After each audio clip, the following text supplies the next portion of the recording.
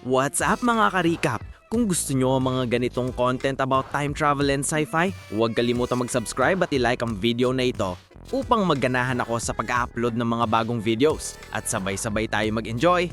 Halika, simulan na natin! Si Aidan, isang estudyante ng pilosopiya, ay papunta pa lamang sa kolegyo nang magsimula ang kwento. Sa klase, nagbigay ang propesor ng isang nakakaintriyang final assignment. Ano ang nangyayari sa atin pagkatapos ng kamatayan at ano ang layunin natin sa mundo? Binibigyang tiin ng propesor na nakaangkla ang kinabukasan ng mga estudyante sa kanilang mga sagot, kaya dapat nila itong isulat ng may pag-iingat at malalim na pag-iisip. Pagkatapos ng klase, pumunta si Aidan sa kanyang bisikleta, handa nang umuwi. Pero may nangyaring kakaiba. May isang batang lalaki na kamukhang-kamukha niya at pareho pa sila ng suot.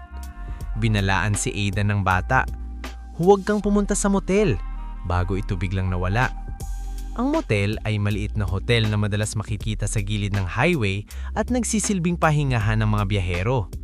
Litong-lito si Aidan at sinubukan niyang sundan ng bata, ngunit nawala na ito.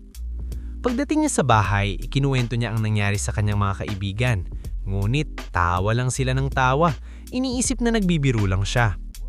Hindi mapakali si Aidan kaya binisita niya ang kanyang lola at tinanong kung may sino man sa kanilang pamilya ang nagkaroon ng problema sa pag-iisip. Tiniyak ng lola niya na wala silang history ng mental illness, ngunit binanggit niyang may mga kamag-anak na nagkaroon ng diabetes at cancer. Habang pinag-uusapan nila ang yumaong lolo ni Aidan, nagbahagi ang kanyang lola ng malungkot na alaala. "Sobrang namimiss ko siya," sabi nito. "Namatay siya dahil sa golf ball. Kung hindi lang sana siya pumasok sa tubig para kunin iyon, hindi sana siya nalunod." Biglang nakatanggap si Aidan ng isang kakaibang tawag. Tinanong siya ng tumawag kung ano ang kanyang middle name at nang ibigay niya ito, bigla itong ibinaba ang telepono.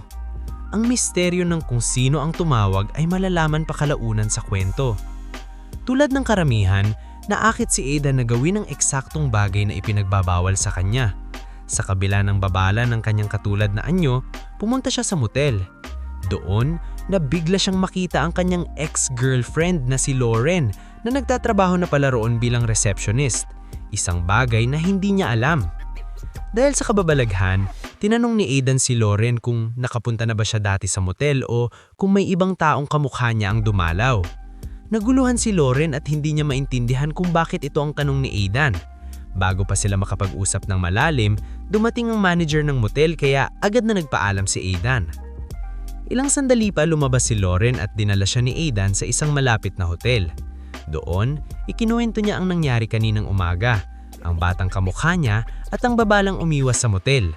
Nakinig si Lauren ngunit duda pa rin siya at kakaiba daw ang kwento.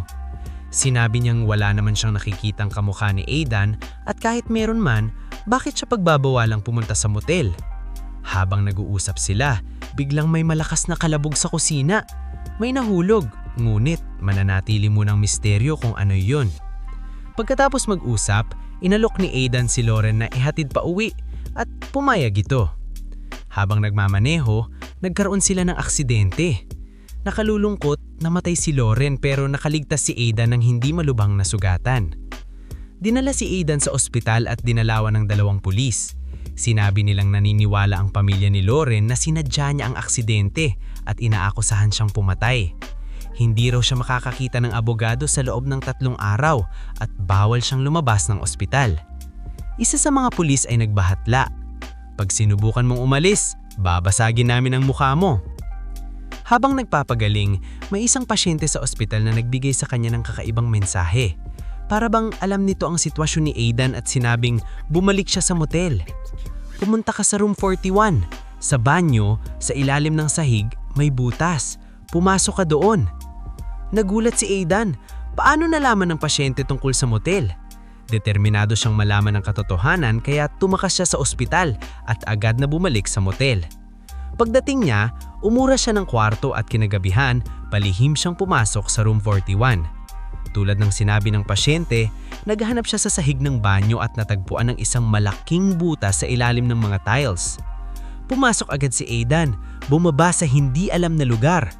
Pagkatapos ng ilang sandali, Lumabas siya ng motel at nagulat na makita ang isa pang bersyon niya, kasama si Lauren, sa mismong harapan niya.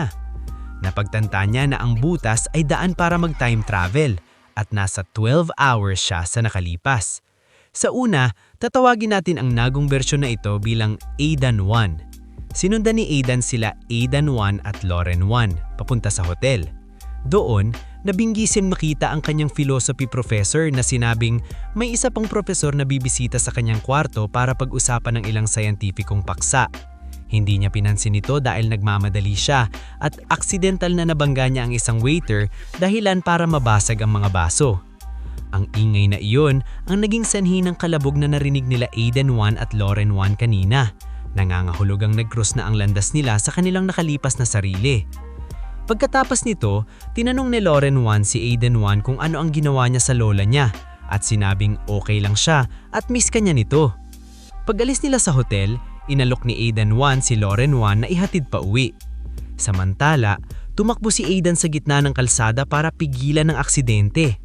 Nang makita ni Lauren 1 ang isang taong biglang lumitaw sa daan, iniwasan niya ito at nawalan ng kontrol ang sasakyan, ang parehong aksidente na ikinamatay niya. Dito napagtanta ni Aidan na siya mismo ang sanhi ng aksidente. Lubhan siyang naguluhan at nasaktan. Bumalik siya sa room 41. Sa loob, nakita niya muli ang pasyente sa ospital. Ngulit ngayon, may hiwa na sa pulsi niya. Nagpatawag siya ng ambulansya at napagtantana na isupital siya dahil kanya. Pagkatapos nun, muli siyang pumasok sa butas umaasang makapag-time travel pa siya ng mas malayo para mabago ang mga pangyayari. Paglabas niya, agad siyang umuwi sa bahay at ipinagtapat niya ang lahat sa kanyang mga kaibigan. Ipinaliwanag niya na sa loob ng ilang oras, mangyayari ang aksidente at mamamatay si Lauren at siyang mismo ang magiging dahilan. Ngunit hindi siya pinaniwalaan ng mga kaibigan niya. Para patunayan ang kanyang kwento, hinamon niya silang tawagan siya. Ngunit ang tawag ay hindi napunta sa kanya, kundi sa ibang Aidan, ang Aidan na nasa ospital kasama ang kanyang lola. Para makonfirma na siya nga iyon, tinanong niya ang kabilang Aidan kung ano ang kanyang middle name. Ito ang eksaktong tawag na narinig natin sa simula. Ngulit, hindi pa rin naniwala ang mga kaibigan niya. Iniisip na biro lang ang lahat. Desidido si Aidan na subukan muli. Kimigabihan, habang naghihintay siya sa daan para pigilan ng aksidente, nagulat siyang makita ang Aidan 1 na sinusubukan ding pigilan ng aksidente. Kilalanin natin ang bersyon na iyon bilang Aidan 1. Matapos masangkot sa aksidente, posibleng pumunta ito sa ospital, nalaman ng butas at bumalik din sa nakalipas, tulad ng ginawa ni Aidan. Nalaman ni Aidan na kailangan niyang pigilan si Aidan 1. Tinulak niya ito sa gilid at sinuntok, dahilan para mawalan siya ng malay. Pero kahit sa lahat ng pagsusubok, nangyari pa rin ang aksidente. Hindi malinaw kung bakit. Maaari kasing naapektuhan din Aidan ng suntok o kaya naman ay ang presensya ni Aidan 1 sa gitna ng kalsada ang dahilan para sa aksidente. Hindi ito napaliwanag ng buo sa pelikula. Bukas ito sa interpretasyon kung ang suntok ay nagdulot ng kakaibang epekto o ang pagkakatayo ni Aidan 1 sa kalsada ang nag-trigger ng huling trahedya. Huwag mag-atubiling ibahagi ang iyong mga saloobin at teorya sa comments. Pagkatapos ng aksidente, desperadong dinala ni Aidan si Lauren 2 sa parehong butas na ginamit niya para mag-time travel. Umasang maililigtas ito. Ngunit si Aidan lamang ang lumabas mula sa kabilang side at naglaho ang katawan ni Lauren sa loob ng butas. Malinaw na tila hindi gumagana ang time travel para sa mga bangkay. Nanginginig sa takot, naalala ni Aidan ang sinabi ng kanyang professor sa hotel tungkol sa isang scientific discussion sa bahay nito, kaya nagpunta siya roon upang maghanap ng sagot. Pagdating ni Aidan sa bahay ng professor, ipinaliwanag niya sa gruto na nagsusulat siya ng isang nobela tungkol sa time travel. Sa kanyang nobela, gumagamit ang isang batang lalaki ng black hole para makabalik sa nakaraan, kung saan sinusubukan niyang pigilan ang isang trahedya, ngunit sa huli ay nabigo siya. Naintriga ang mga professor at nagsimulang talakayin ang parallel universe theory. Ayon dito, kapag nag-time travel ang isang tao, hindi siya nananatili sa parehong timeline. Sa halip, lumilikha siya ng bagong parallel timeline. Sa bawat paglalakbay sa panahon, nalilikha ang panibagong timeline at sa bawat timeline may ibang bersyon ng manlalakbay. Ipinaliwanag nila na hindi maaaring baguhin ng isang tao ang sarili niyang kinabukasan, ngunit maaari niyang maimpluwensyahan ang kinabukasan ng kanyang parallel self. Nang marinig ito, unti-unting nauunawaan ni Aidan ang nangyayari. Nagsimula siyang makita na ang lahat, ang mga paglitiwag ng ibang Aidan, ang mga babala, ang mga aksidente ay hindi random. Siya ay nabubuhay na ngayon sa isang parallel timeline matapos mag-time travel sa pamamagitan ng black hole. Nang babalaan siya ng isa pang bersyon ng sarili niya na huwag pumunta sa motel, hindi iyon coincidence. Ang bersyong iyon na mula sa isa pang present ay sinusubukang pigilan ang aksidente, tulad ng ginagawa ngayon ni Aidan.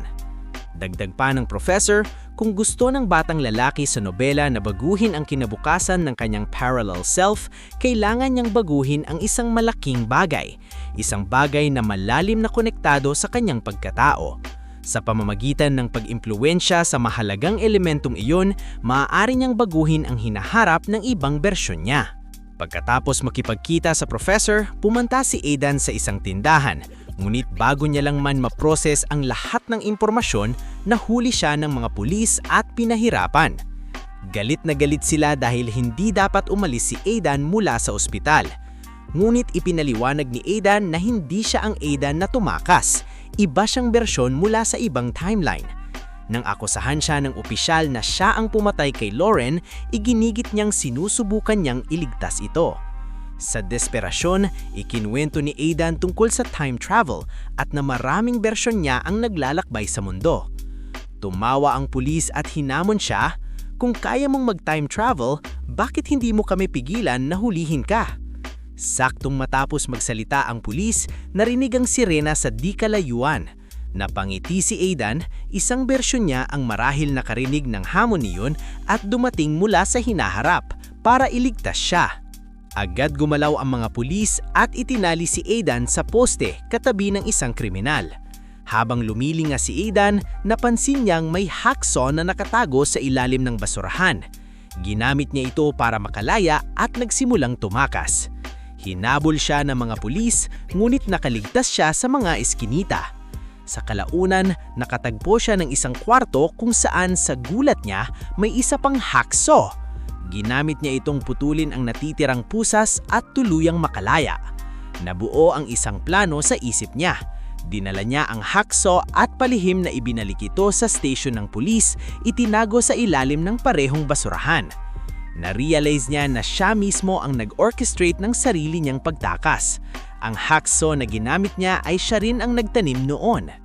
Pagkatapos takasan ng mga pulis, pumunta si Aidan sa Olympia Hotel.